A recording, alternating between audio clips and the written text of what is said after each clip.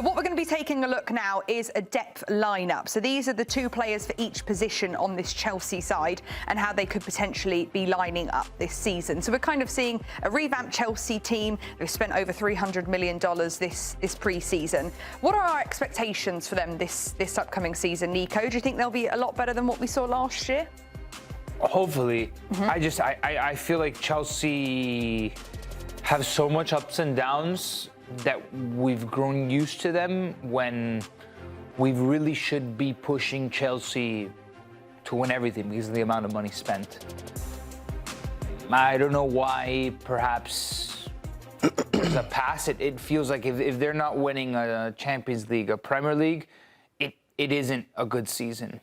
Yeah, and I don't know that we've known the direction of Chelsea, right, for the last couple of years. We know it's been about buying players and buying more players, and we saw the depth chart. You could probably put a third person in some of those positions. But, you know, what happens with Enzo Fernandez this year, I think, is a big storyline, right? Is he even wanted back in London right now? How do they start in this season, right? Would they finish 10th last year, right? So out of European spots, so they got one thing to focus on, and with the money spent, it doesn't fit. We're almost having the same conversation every season.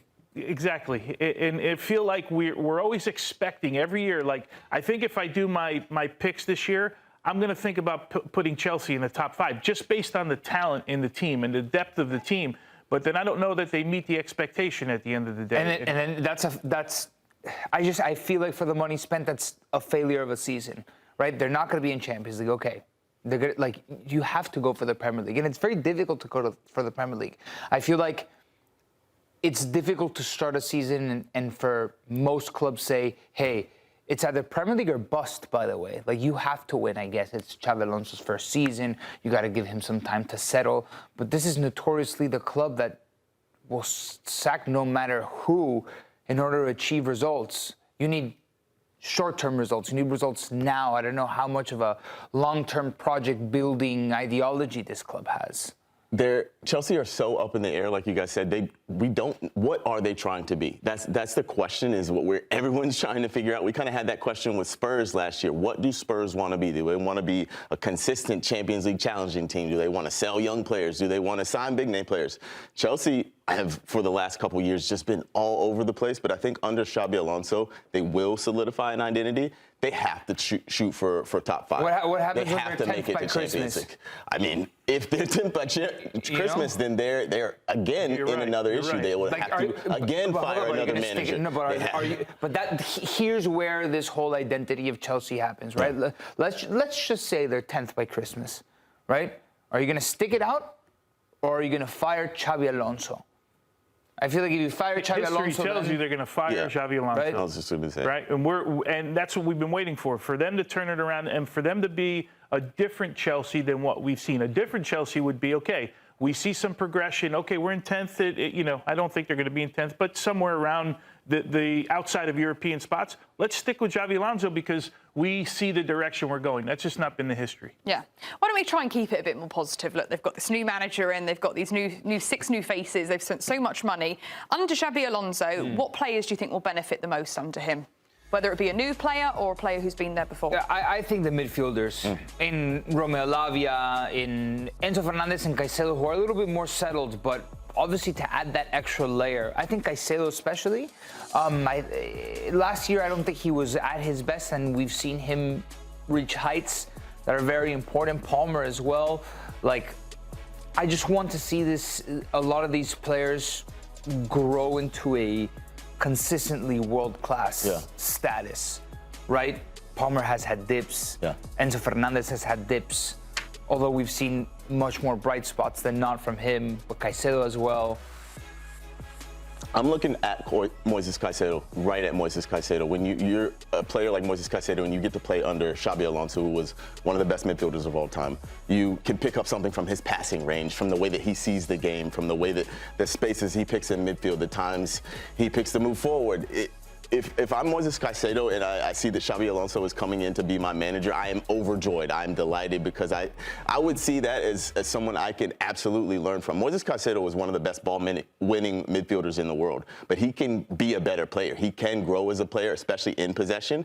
And a player like a manager like Xabi Alonso, given the player that he was and the tactical knowledge he has, the technical knowledge he has, if I was Moises Caicedo, I'd be so excited to work under Xabi Alonso. Composure also. Composure, 100%. I feel like Moises Caicedo, when the season got a little bit tricky, he was losing a lot of that composure that made him really good. Remember at Leverkusen, Granit Xhaka almost a turnaround in his career, right? Yeah. Where it didn't happen, where we thought it was going to happen, was at Real Madrid. Because inherently, you think when Xabi Alonso goes there, the center of the park is going to be the group of players that learns the most, that prospers the most.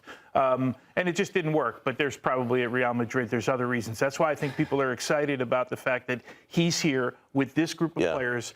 Because I think there was a period of time, and again, the Enzo Fernandez thing, leave it aside. Let's leave go to the playing part of it, right?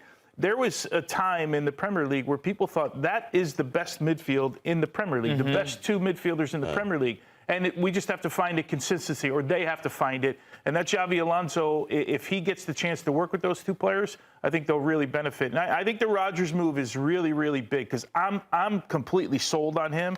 I think he's an exceptional player.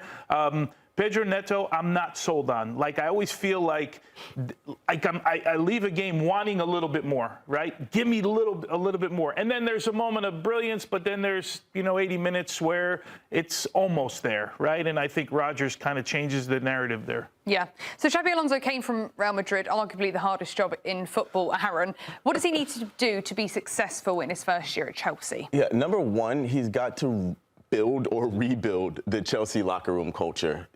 Chelsea, in the last 15 years or so, have been known as winners. This is a team that no matter what they do outside the locker room, whether who they're selling, who the manager is, when it comes down to it, they're winning. And Xabi Alonso has to establish a culture of hard work, of working for each other, of accountability, of humility, which are all the things he couldn't instill at Real Madrid. We saw that at Bayer Leverkusen. It was a team full of players who would work, who would fight, who would run, who would die on the pitch for each other. He didn't have that at Madrid. I think he can create that at Chelsea. He's got the personalities, the age. There's a caveat, though. Yes. Chelsea's not Bayer Leverkusen. Agreed. They're in between that Leverkusen and they're closer, but I do think they have the personalities that he can mold that team.